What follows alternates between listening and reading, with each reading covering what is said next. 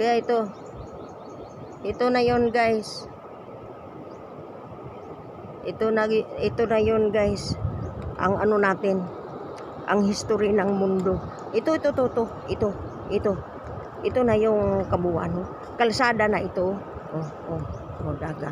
Dagat yan. Naglalakad na ako guys. Kaya itong nanonood itong vlog na ito, dahan-dahan lang natin pag-aaralan ang kaalaman ng ano natin, isipan. Kasi lahat tayo may isip Yung kaisipan natin, kanya-kanya naman tayong prinsipyo.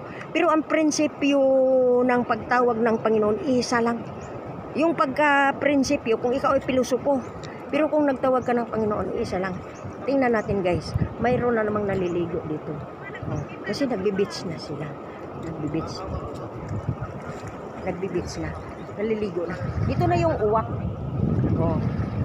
Ayun o, nagdabing ng mga uwak Ayun ang mga uwak.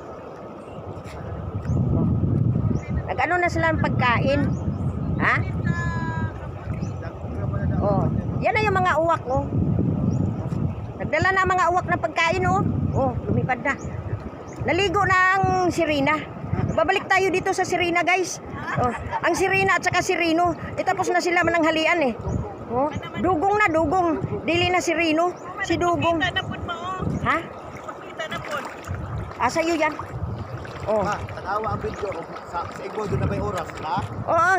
Na-off siya tapos i-open na po na to. Ayun na Serena, Serena, hello, Serena. Dugong at saka siyang Serena. Ay nako, ano ba naman itong mga Serena, nagpakaitim-itim naman ito sa karagatan.